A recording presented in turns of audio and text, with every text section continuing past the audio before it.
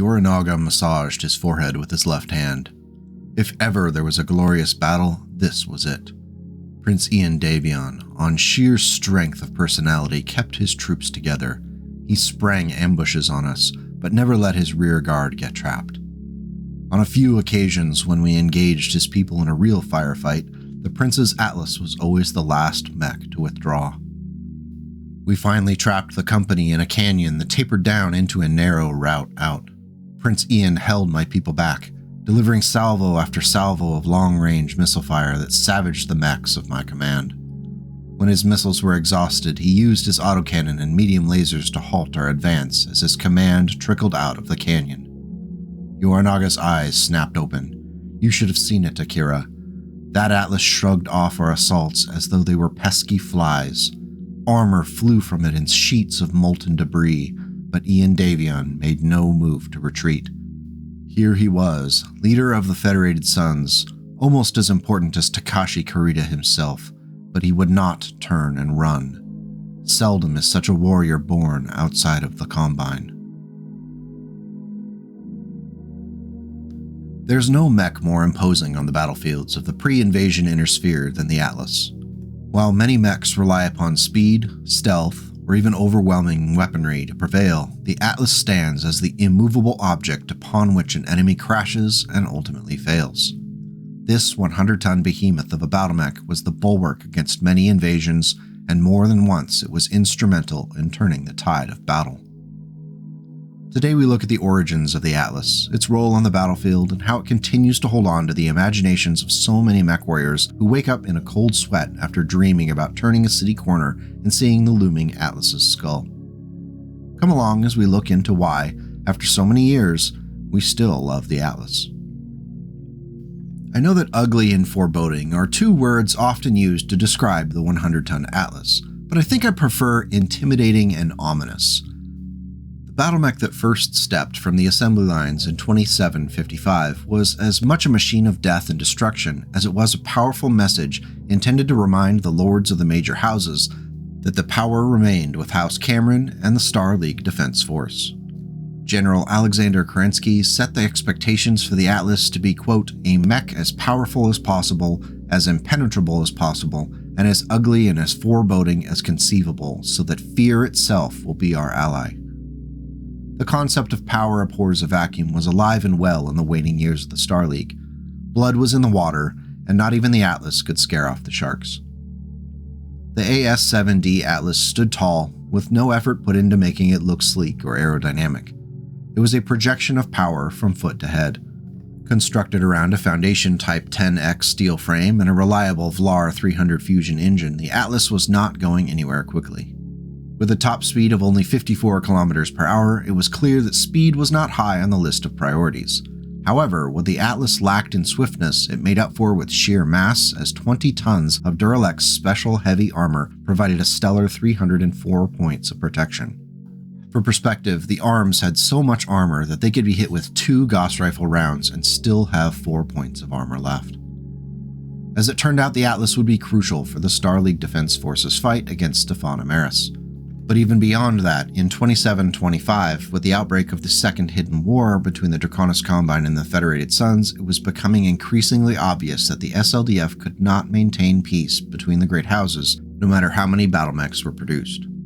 Politics initially forced the SLDF into the sidelines as the Star League spiraled closer and closer to oblivion. A civil war within the Free Worlds League in the late 2720s was even more kindling for the fire as SLDF's forces were stretched even further trying to keep the peace. It seemed as though the Atlas was arriving just in time to see everything fall apart. The AS-7D Atlas was armed with the most powerful autocannon in existence, which required a specially designed location within the right torso to absorb the recoil. The Defiance-constructed AC-20 Mech Hunter autocannon was a close-range argument solver, and the 2 tons of ammunition gave the Mechwarrior 10 opportunities to make his or her point. Backing up the autocannon at the mid and short range were 4 of the very reliable Defiance B3M medium lasers. 2 of them were split between the left and right arms, and 2 were in the center torso facing the rear of the mech. It's interesting to note that even during the design process, engineers identified that one of the weaknesses of such a slow-moving battlemech was the threat of lighter mechs circling around behind and hitting from the rear.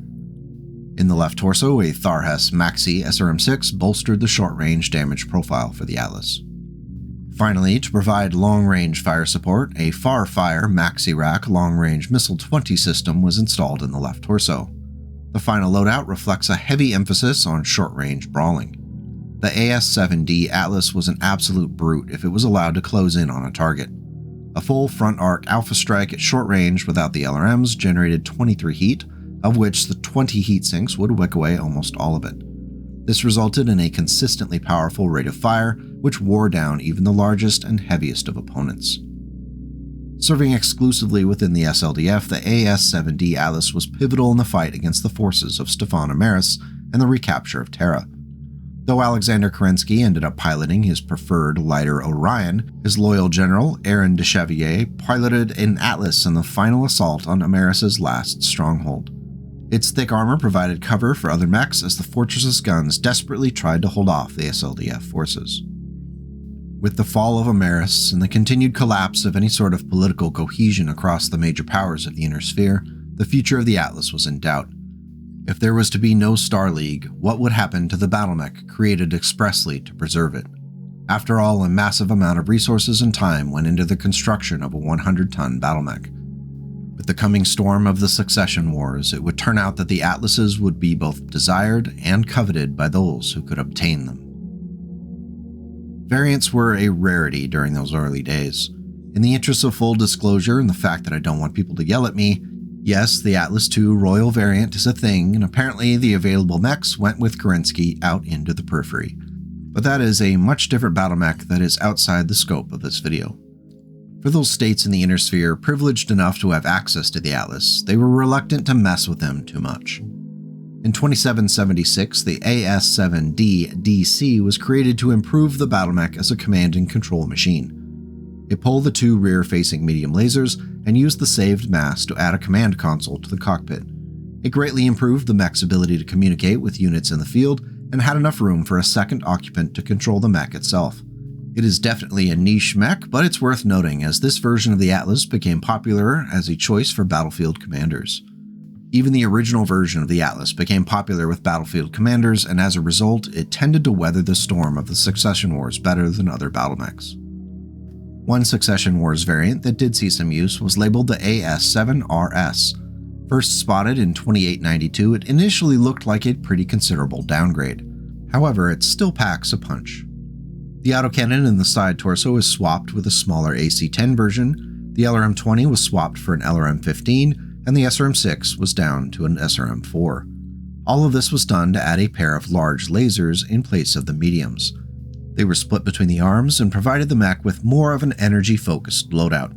It also prolonged the mech's ability to stay out on the battlefield with each of the ballistics and missile weapons going through their ammunition at a slower pace. Heat isn't too much of an issue so long as you're savvy with the 20 heat sinks. Overall, I would judge the RS variant as more of a side grade than a downgrade. It's going to boil down to how you feel about those large lasers and giving up that powerful punch of the AC-20. But it could only end one way. The Atlas, with its 20 tons of armor, had incredible staying power. It reached out with long-range missiles in its Gauss rifle, with large and medium lasers missing more often than not, but every hit leaving Eris that much more vulnerable. Already Ty could see the gaping holes showing up in the Wraith's protective armor. Soon the Atlas would hit something critical, engine shielding or the gyro or possibly a leg actuator, and Eris would be at its mercy. The AS-7A was the next significant shift in the Atlas's classic loadout. It arrived in the battlefields in the Inner Sphere in 2954, and again the AC-20 was sacrificed to spend the mass elsewhere. In its place, a much smaller AC-5 autocannon was installed. An LRM-10 on the left torso joins the AC-5 as long-range weapons, but the rest of the setup is clearly intended for close-range brawling. The two front-facing medium lasers are still there, but they are backed up with 5 SRM-6s. That's 5 launchers with 6 missiles apiece for a combined possible damage of 60. Add in the medium lasers in the AC-5 and it's possible to reach 75 damage in a short-range shot. Now while it might hurt to give up that AC-20, 75 damage in one single turn is not something to be passed up on flippantly. Even half of that would be a tremendous hit. The heat is a bit of an issue if you go full bore with a strike like that, however odds are that you will not have much of an opponent left after firing. Though the story of Kerensky's forces leaving the inner sphere on their exodus is now well known, what happened to the planets left behind when SLDF garrisons departed in their dropships is often left to regional and planetary scholars. For Galtor, it ushered in an occupation by the Draconis Combine forces which claimed the planet for House Kurita. The population was split between those who accepted Combine rule and those who longed for the independence and freedom which had been taken away. When aerospace forces from the Federated Suns carried out a strike on the Combine base on Galtor, some of those restless souls took it as a call to action, starting what would grow to be a significant resistance movement. Calls for aid from House Davion were heard but slow to arrive. Resistance to Combine rule over Galtor simmered for another 2 decades. When the Davions did arrive in 3025, the resulting campaign was a bloodbath as both sides fought viciously for control of the planet and a recently discovered SLDF cache on its surface.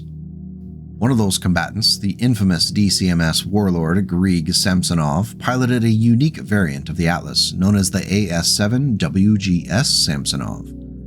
While the mech retained the AC-20 autocannon this time, all the other weapons were removed in order to make room for a pair of particle projection cannons split between the 2 arms. The remaining mass was devoted to 6 additional heat sinks, which were needed as an alpha strike with all 3 weapons generated 27 heat. While moving at top speed and firing, Samsonov's Atlas could consistently fire without overheating too badly. By all available information, Samsonov's Atlas performed well. Unfortunately, his political machinations would end up being the man's undoing. His end would come outside of the iconic battlemech. Towering more than 10 meters tall and brandishing weapons in its arms rather than in turrets, the battlemech projected an image of the warrior personified in a way no mere tank could. This effect reached its ultimate extension in Kanazawa's chosen battlemech, the AS-7K Atlas. Not only the tallest, broadest, and heaviest mech ever made, its hulking body was carefully crafted to inspire fear in one's enemies. The grinning, skull-like head of the Atlas would surely haunt the afterlife of every warrior killed by one. As the ground neared and he braced for impact, Kanazawa allowed himself a grim smile. The Ghost Bear's time on this world is over, he thought. My Atlas is going to tear it from their grasp and hand it back to Lord Kurita. Our next Atlas variant is our Helm Memory Core refit, and it comes to us not from Defiance or even from within the Federated Commonwealth. Instead, the AS-7K would be produced by Yori Mechworks on Nair and Independence Weaponry on Quentin. As with the other Helm Memory Core redesigns, the Atlas K contained several upgraded technologies. The first and most controversial of the changes with the Atlas K was the conversion to an extra-light Hermes fusion engine. While it did drop the weight of the mech's power plant to just 9.5 tons, it made the mech significantly more vulnerable to incoming fire that is able to breach those side torsos. Strangely, the 20 single heat sinks remain untouched, which is somewhat baffling in the face of so many other battlemechs that saw this as a key upgrade. I think lore-wise, we're looking at a situation where they used what they had available. The biggest change to the weapons loadout was the removal of the AC-20 in exchange for a Gauss rifle in the right torso. With 2 tons of ammunition, the Gauss rifle could achieve 75% of the AC-20's damage out to incredible ranges, and do it 6 more times than the original ammunition stock of the AC-20 allowed. This boosted the lethal power of the Atlas K at range considerably. With the addition of 2 ER large lasers split between the arms, the Atlas was no longer forced to trudge forward in an attempt to get into short range with its intended target. 2 medium pulse lasers were added to the center torso, facing toward the rear arc, and the classic LRM-20 in the left torso was left untouched. In order to protect from ammunition explosions and critical hits on the Gauss rifle, case was added to both the left and right torsos. Finally, an anti-missile system was added to the left arm to help prolong the mech's life. Critics of the AS-7K Atlas point to the lack of double heat sinks and the XL engine as its fatal flaws. Still, production of the mech went forward, and it became one of the more frequently seen designs of the Atlas on battlefields in the 3040s and 50s. Personally, I cannot in good conscience put an Inner Sphere XL engine on an Atlas. It's a bridge too far, and I don't even have Monty to reassure me.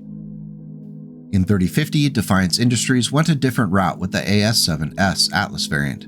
It kept most of the original weapons loadout, including the AC-20, but added a couple of Streak SRM-2 launchers to the left torso facing the rear arc. Combined with the 2 standard medium lasers, this made running behind the Atlas a dangerous proposition for light battlemechs and infantry. The most impactful change to the Atlas S was the use of the 15 double heatsinks rather than standard 20. This made the Atlas S a very cool customer, and it could fire all of its forward-facing weapons while on the run and still remain heat neutral. If the Atlas S had a downside, it was the lack of case on either side torso and the presence of ammunition in each of those legs. It made any breach of that armor a possible ammunition explosion scenario. Even with this fault, I prefer the A7S to the K for this time period. It stays true to the original version of the short-range brawling behemoth, and it can make mincemeat of small mechs or infantry that wander too close.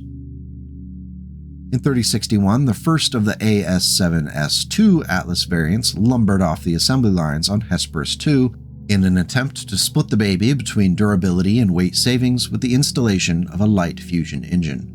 It also embraced double heat sinks with the installation of 16 of the little buggers. This loadout has a hint of the original Atlas K in it with the use of Gauss technology rather than a large autocannon. The heavy Gauss rifle in the right torso could hammer a target for 25 damage at short range, 20 at medium, and just 10 damage between 13 and 20 hexes.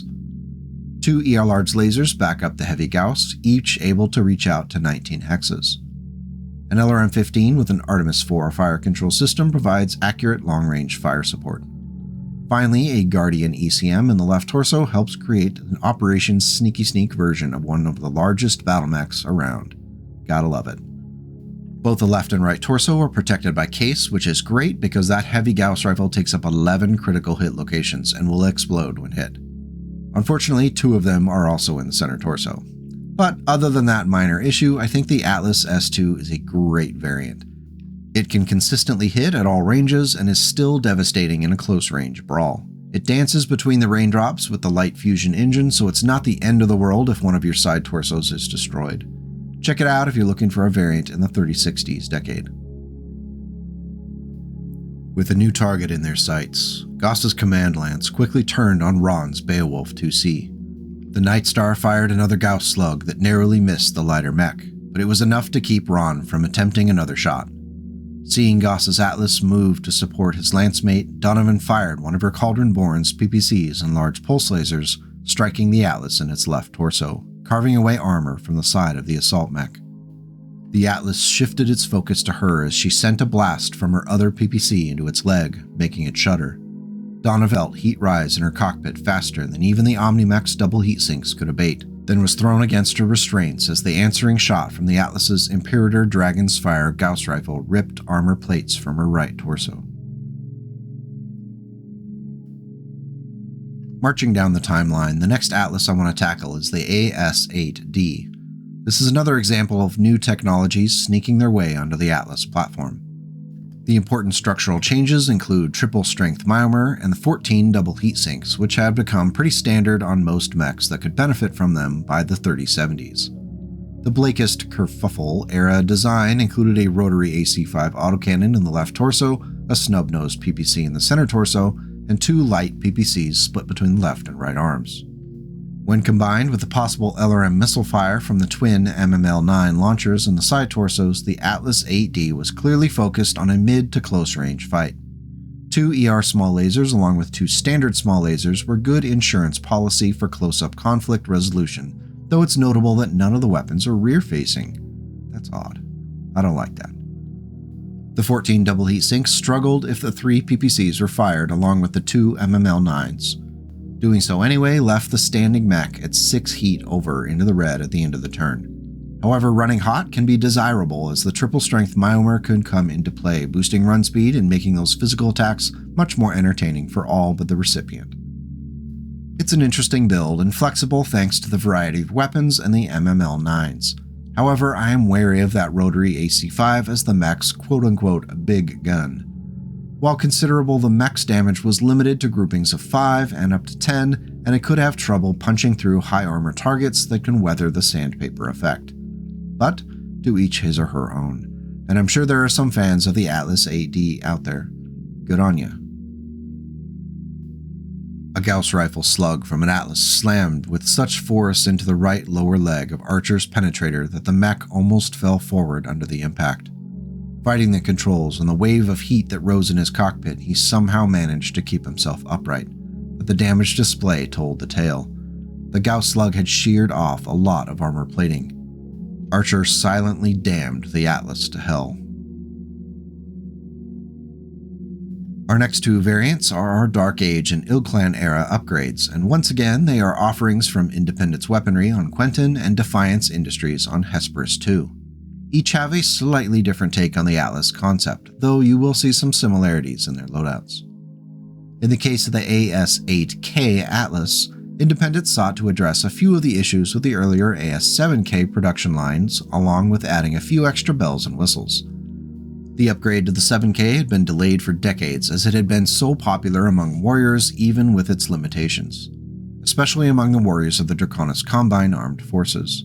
For the rest of us, it's nice to see the upgrade. The AS-8K stepped off the production line starting in 3140, and it reflected several key pieces of new technology. At its core, the original gyro design was replaced with a heavy-duty version, which was constructed of tougher alloys and shielding which would prolong the mech's survival if taking internal hits to the center torso. In addition, the 26 tons of Duralex ballistics reinforced armor provided 307 points of armor protection and increased durability against hits from ballistics-based weaponry. Reducing the incoming damage of said weaponry could have been a direct response to the Federated Sun's continued preference for autocannons in their battle mechs. The loadout of the AS-8K Atlas looks a lot like the 7K, with the Dragon's Fire Gauss rifle nestled in the right torso along with its 2 tons of ammunition. Backing it up in the left and right arms were a couple of Victory nickel alloy ER large lasers. This tried and true combination of 3 long-range weapons had filled the past century with victories for the 7K, so why break a good thing, right? Backing up the primary weaponry at closer ranges was the guided technology Streak SRM-6 in the left torso, along with the Shogunga multi-missile launcher 5 rack. Both the left and right torsos were protected by Case 2, which made carrying all that ammunition in the Gauss rifle a less harrowing experience with the Mech's XL engine. Finally, 2 Victory 23E ER medium lasers were placed in the center torso, facing in the rear arc. Saving the best upgrade for last, the 8K benefits from 14 double heat sinks, which was a significant improvement over the 20 standard found in the original 7K. With the double heat sinks, the 8K could fire both ER large lasers, the Gauss rifle, and the MML missiles while standing still and not overheat. While it would tip over into the red with any other weapons or with movement, it was still a notable improvement from the earlier variant. I think the AS-8K is a solid interpretation of the Atlas that would do well against most opponents on the battlefields of the IlClan era. Still, it has that XL engine, which kinda bugs me. Something smashed into Calvin's mech, forcing him to take a few mincing steps in the slick, snowy mud to maintain his balance. A glance at his damaged display told him that he had lost a ton of armor from a relatively thin angled plates covering his Victor's right shoulder. Another hit like that in that location and he would lose the Gauss rifle that replaced the mech's forearm and hand on that side. Tall, massive, its cockpit painted to resemble a repulsively grinning skull face, a huge Atlas stepped out of the falling snow. A bright, actinic flash lit the monster's side. Another basketball-sized sphere of nickel iron streaked across the battlefield to shove in the muscle-like bulge in the armor covering his left lower leg myomer bundles. The Atlas outweighed Calvin's Victor by a good 20 tons and mounted half again as much armor and more weapons than his lighter assault mech. The Victor had a slight edge in speed, but not enough to make a real difference in the ugly situation that was beginning to shape up. Defiance Industries' latest upgrade to the Atlas design was the AS-8S. Utilizing some updated technologies as well as implementing several clan tech level advancements, the engineers sought to create a battle mech so deadly that foes would retreat rather than take their chances. The most impressive and appreciated upgrade to clan tech may have been that 300 XL fusion engine. Though still obviously more vulnerable than a standard engine, the loss of a side torso was no longer an instant death sentence for the battle mech. The other major structural change was the use of a compact gyro weighing in at 4.5 tons. It would open up much-needed critical locations for the mech's primary weapon and reduce the likelihood of taking a critical hit to said gyro. The 8S retained the 19 tons of standard armor and the 16 Inner Sphere Tech double heatsinks that would be needed to keep the mech from going too far into the red. After embracing Gauss rifle technology so many years ago, there's something to be said for the emotional trauma caused by the AC-20's 20 points of damage in a single location in a single hit. The AS Atlas returned to this feeling and does a little bit better with an improved heavy Gauss rifle. This 20-ton weapon system fired Gauss rounds out to 19 hexes and caused an astounding 22 damage. While it has its limitations of a 3-hex minimum range and a large number of critical hit locations, the allure of the weapon is impossible to deny. 5 tons of Gauss ammunition was included so that the Mechwarrior could feel free to fire to his or her heart's content up to 20 times before needing to seek out an ammunition resupply. Backing up the improved heavy Gauss rifle were a pair of Clan Tech ER large lasers split between the left and right arms. By 3148, Defiance was able to produce these and the 2 rear-facing Clan ER medium lasers in their own factories, which drastically reduced the cost for the advanced technology. A standard Inner Sphere Streak SRM-6 in the left torso can make life hard for those who want to close in on the Atlas 8S. It's joined by a Clan Tech long-range Missile 5 rack, which can add just a little bit of additional damage at all ranges. All of the ammunition and Gauss rifle were protected by Case 2. Finally, because it's fun, they gave the mech a Guardian ECM suite, which always goes well with a battle mech with a distracting design quirk.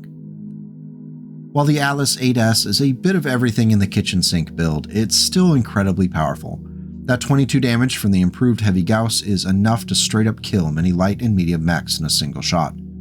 It's an incredibly powerful battle mech, and one which deserves every one of its 2,789 points of battle value.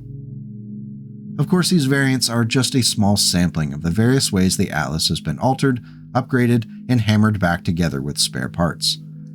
Now, I did go ahead and toss my hat into the ring with a Mech Frog variant, and I hope it can compete with the litany of other options while offering something unique and fun for tabletop play. I hope you'll indulge me. Trying to keep things as inexpensive as possible and resisting the temptation to just go full Clan Tech for it, the AS-8MF is constructed around a 300 light fusion engine rather than a Clan XL. Unfortunately for the purists out there, I did give in and add Clan Endosteel and 17 Clan double heatsinks. Sorry not sorry. The 19 tons of standard armor remains untouched from earlier variants. As far as weaponry goes, I broke the cardinal rule about having a big single gun in the side torso with the addition of the comparatively light LB-10X autocannon along with 3 tons of mixed solid and cluster ammunition. The theme for this build is mid and short range brawler, befitting the original AS-7D Atlas. Joining the LB-10X are a pair of plasma rifles. Shocking, I know. Their ability to do 10 damage apiece, plus adding additional heat to a battle mech target is hard to resist. Plus they turn infantry into little crispy bits of charcoal, so that's always fun too. One was placed into the right arm and the other into the right torso, along with 4 tons of ammunition to serve both. Moving into the short range, a pair of Inner Sphere Tech large pulse lasers await any target that wanders too close. One is located in the left arm and the other in the right torso. Being able to provide accurate and painful damage consistently is hard to ignore.